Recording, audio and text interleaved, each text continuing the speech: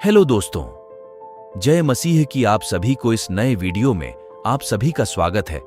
आज हम देखेंगे परमेश्वर के नामों का रहस्य। बाइबल में हम देखते हैं कि पुराने नियम में परमेश्वर का नाम यहोवा था और नए नियम में यीशु मसीह। परमेश्वर ने पुराने नियम में हमें स्पष्ट रूप से बताया है।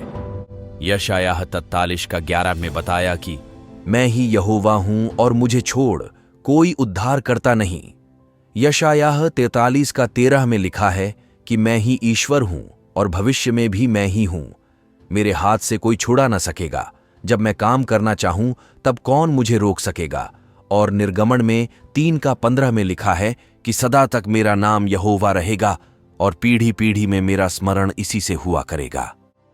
अभी अभी जो भी वचन मैंने बताया इसे ध्यान में रखिए या फिर नोट कर लीजिए। नए नियम में परमेश्वर के लिए क्या लिखा है।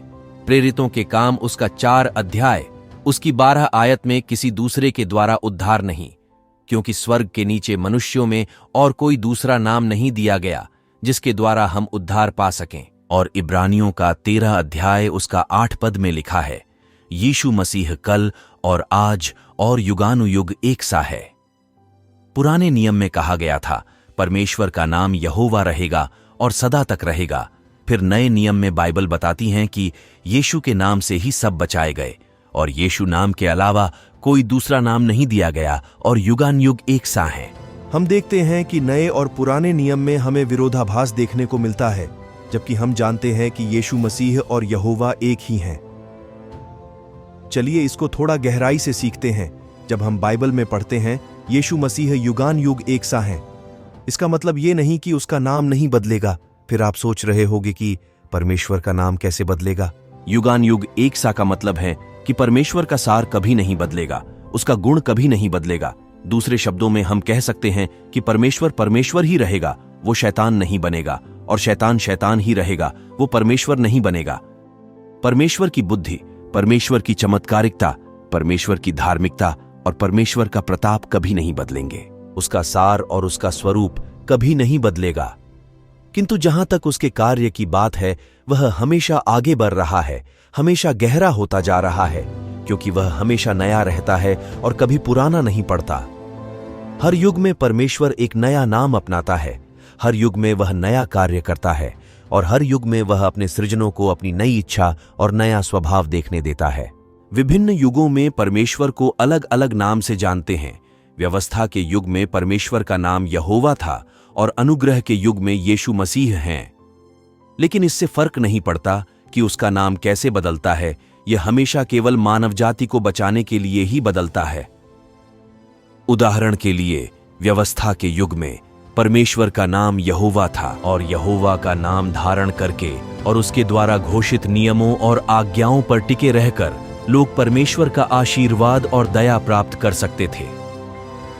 हालांकि जब प्रभु यीशु अपना कार्य करने के लिए आया, उसने अनुग्रह के युग की शुरुआत और व्यवस्था के युग का अंत किया, क्योंकि कोई भी एक नाम पूरी तरह से स्वयं परमेश्वर का प्रतिनिधित्व नहीं कर सकता और प्रत्येक नाम केवल एक दिए गए युग में परमेश्वर के स्वभाव के उस समय से संबंधित पहलू का ही प्रतिनिधित्व कर सकता है। उसे केवल उसके कार्य का प्रतिनिधित्व ही करना है। इसलिए समस्त युग का प्रतिनिधित्व करने के लिए परमेश्वर ऐसे किसी भी नाम को चुन सकता है जो उसके स्वभाव के अनुकूल हो। तो एक सवाल फिर उठाता है मन में, जब हमको यीशु मसीह लेने आएगा तब क्या उसका नाम फिर बदल जाएगा? क्योंकि जब यीशु हम सबको उद्धार देने पाप बलि बन के आया था तो उसका नाम यीशु मसीह था। जब हमको लेने आएगा तो उसका कार्य भी बदल जाएगा, क्योंकि हम जानते हैं कि अपने कार्य के अनुसार अपना नाम बदलते हैं। चलिए इसको परमेश्वर के वचन में देखते हैं।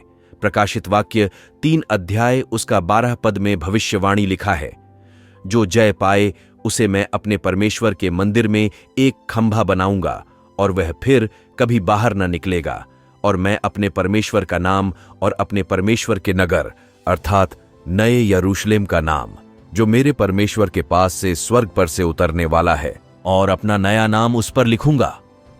अर्थात इस वचन में हम देखते हैं जब यीशु मसीह हमको बादलों पर लेने आएंगे तो उनका नया नाम होगा। हम परमेश्वर को किसी एक नाम में सीमित नहीं कर सकते। धन्यवाद। आपको यह वीडियो अच्छी लगी हो और कुछ नया सीखने को मिला है तो चैनल को सब्सक्राइब कर लीजिए। आगे भी इसी तरह की वीडियो आती रहेंगी।